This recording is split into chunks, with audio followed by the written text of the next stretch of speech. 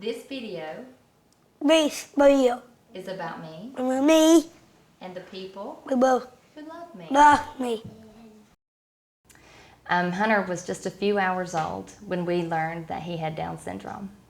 And it also was absolutely overwhelming. Just a year earlier, I had given birth to our second child, Tori, and she was born with a heart defect. And at 6 days old, she passed away. So Hunter was born just over a year later, and we had no idea that he had Down syndrome. So, of course, when they told us that he did, they also threw out the possibility that he could have heart defects and all of the different health issues that he might be facing. And it was overwhelming. 11 years ago when Hunter was born, we were in shock. Myself, I didn't know anything really about Down syndrome. And the first images that I had when the doctor came in and told us that was of everything Hunter probably wouldn't be able to do. It was just like I saw pictures, and it's like they were a big glass window and they were just shattering of in my mind what my son would do.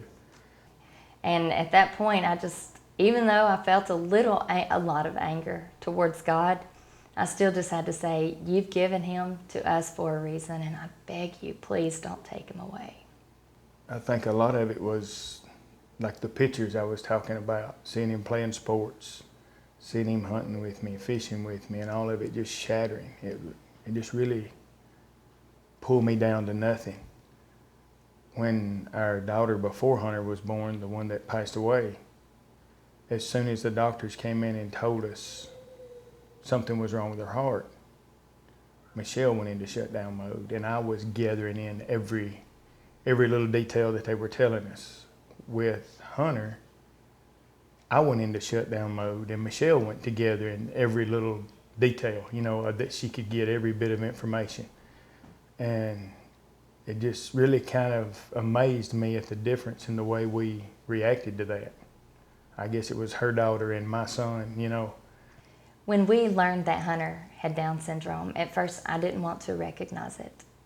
And I didn't want people to talk about it. And when they did, I would go on the defensive. And again, like I said, I wanted people to look at my child as a child. And so for the longest, I feel like I was in denial. I didn't want to address it. And I didn't want to read books, partly because I was afraid if I spent more time in books, I would spend more time in books than I would spend enjoying my child's infancy and toddler years and childhood. And so I didn't want to learn a lot because I didn't think those books were about Hunter, but I think I was in a great deal of denial. So furthering that, I also had so many emotions. I would be so upset one moment, and then I would look at Hunter the next moment and think, how can I be upset? And I would question God, why did you do this to my baby? And then I would look at my baby and think, how could he be any more beautiful? How could he be any more perfect? And even when he was born, they warned me about all of the health issues that he would probably have. And I think they even expected Hunter to have health issues. At the hospital, we were told that he had a heart defect. And just a year earlier, we had lost a child to a heart defect. So that was the last thing we wanted to hear. So again, we had to take him to Birmingham, where we had taken our daughter a year earlier. We saw the same cardiologist and learned, thank God, that his heart is perfect. And when he was 9 weeks old, we were told that he was deaf. And I went for a second opinion only to find out that they had used a probe that was too large for his ear, and his hearing is perfect. And so there's so many obstacles that we did face. And I know that many children, whether they have Down syndrome or not, they're born with health issues. But I also believe that God doesn't put more on you than you can bear. And having given up a child just a few months before Hunter was given to us, I knew God knew that Hunter needed to be healthy, and he has been a blessing. But on the days where he's challenging, I still say, God, why? Why is he not that sweet, humble child that they told us that he would be? But then I think when Hunter gets older, These are going to be qualities that he uses to his advantage. And so even when I question God, and sometimes I'm overtaken with guilt for even questioning God. Bottom line is, I'm human, but so is Hunter. So he's not perfect, and neither am I. But he has been given to us for a reason. A lot of the lows now, 11 years later, is sometimes he just doesn't understand what we're trying to get him to do and lashes out. Always at the wrong time, seems like. It's hard to make him understand sometimes. We've got to do this because, or we can't do this because, and he just doesn't comprehend it sometimes, what we're trying to get him to do, and it's really frustrating. But then you've got those highs that, like when he does want to go fishing, my phone is just full of pictures from him and Brodie and Hope all fishing. There's a pond here close to our house that we go to, and oh, he just loves it. He wants his own rod. He wants to throw out on his own, And a lot of times he don't like reeling it in unless there's a fish on the line. And then sometimes he'll tell me, you catch it, and I'll reel it in. Those days are awesome. They're really awesome. Hunter has came with his own personality and his own strong will. And for the longest, his temperament, his inability to communicate brought frustration. And so we might be out in public and he would lay down, he'd get tired and refuse to walk, or throw his food in a restaurant, or throw a fork. And yeah, not everybody is very understanding. And you get stares. We've had people ask us if we would have our child quit acting that way. And I know one thing, 11 years ago when Hunter was given to us by God, I was not nearly the person that I feel like I am today. And he, along with our other children, are to thank for that, because he's helped us so much. In a way, I guess it's made me slow down a little bit, and it's given me a little more patience at times. It makes me a little more impatient with my other two sometimes. I think I use a little bit more of it on Hunter, and I'm not hardly patient enough with the other two, because I know they know what I'm telling them when I tell them the first time, And I'll tell you about our other two children. They're awesome. Hope is 14, and Brodie is 6.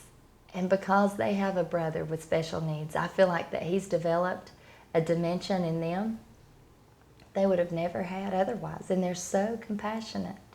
And when I was expecting Brodie, Hope was 8 years old. And she said, Mom, is Brodie going to have Down syndrome like Hunter? And I said, I don't know, Hope. We'll just find out when he's born.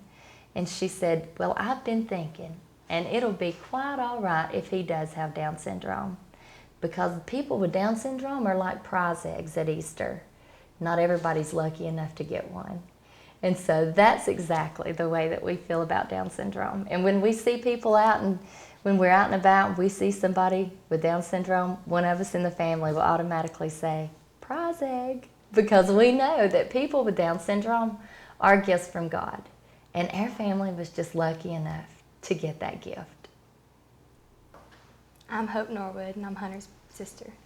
Okay. I hear you had a big event here recently. You want to tell me about it? Yes, I'm the Alabama Junior Beta State Reporter, and in my speech I talked about things that are contagious, because my theme was Get a Shot of Hope. And one of the things that I talked about was my brother Hunter, and how everyone thinks that he's contagious in a bad way, but really the only thing about him that's contagious is his beautiful smile and his great personality. Everyone liked it. It had to be a 2-minute speech, and Hunter was there, and he just enjoyed it very well. And the results of the election? I won, and I'm now the Alabama Junior Beta State Reporter. All right. I try to keep an eye out for him, definitely, and people recognize me because of him. Sometimes it could be hard, but I wouldn't trade it for anything. Every time someone says what we call the R word or retard, I'll always say something to them because that really hurts when they're using it in a way that's calling someone a synonym to stupid, or if they're doing a silly act or something. And that's what Hunter is scientifically labeled, but it hurts and they don't realize it. It's ignorance. Tell me a little bit what it's like to have Hunter as your brother. It's kind of like you just having to watch out for your self and your brother. So you feel like you're a little caretaker. You take care of him. Yeah. Okay, that's cool. Is he fun? What fun things do you like to do together? We like to go outside. Yeah, play outside. You do video games too, don't you? Yeah. What's your favorite video game with Hunter? Mario, because he always fusses with the other ones. He don't fuss that much. He doesn't fuss that much. Because fussing is like squalling. He doesn't squall. So he's pretty quiet. Yeah. Oh, okay. All right. But sometimes on Saturdays he wakes me up when I'm trying to get a really good rest. All he does is wake me up and I'm like, what did you do that for? But I don't tell him that. Anthony and I both have wonderful family, and so we had lots of support from the beginning. We have a wonderful church family, and so we have lots of support, and we always have had lots of support. But I'll tell you, it was also hard. People who are wanting to help, I wasn't opened up to accept that help in the beginning. People brought me books. Friends would bring me books to read, and I wanted no part of it. You know, I just wanted somebody to come in and say, you have got a beautiful son, congratulations. But it couldn't just be about a baby. It was about a baby who had Down syndrome, so there was always more to it. You know, well, maybe he doesn't have Down syndrome, people would say. You know, his eyes don't look that different to me. But no matter what it was, how people were trying to console me, I don't know that I was ready to hear everything. So it was tough. Having support was tough, but my goodness, I couldn't have made it without them. Everybody is really open to Hunter. And most of the guys that I know treat Hunter just like he's one of theirs. You know, they don't treat him any different than they do Brodie or Hope or any of the rest of them. If anything, they try to hip him more. You know, they kind of hover around him, you know, want to take care of him. My parents, Anthony's parents, they've taken Hunter under their wings. We've got friends that they love him as if he was their own child. And so I cannot imagine not having family, extended family, church family, and friends. Because of Hunter, I chose to further my career, and I went back and got my master's in special education. And so now I get to be a special education teacher, and I even have support from my school system, and it's amazing. It's just been a wonderful, wonderful ride. It's been a crazy ride. You've got some really high ups and some really low downs and everything in between. But I feel like there might be other parents out there who feels guilt when they question God, who feels, or when they even wonder, and then they're back with their child and they feel guilty for feeling that way. When Hunter was little, originally I wondered, what have I done to make God so mad at me that he would do this to us? And it didn't take long for me to rephrase that and say, what did I ever do that made God so proud of me that he would bless us with Hunter? So ultimately, Hunter is nothing that we should feel cursed with. He is something we should hit our knees daily and thank God for, because he has blessed our family. Thank you Thank you for taking the for time the time to learn more to learn more. about Down syndrome Like the and fun people people like like Me.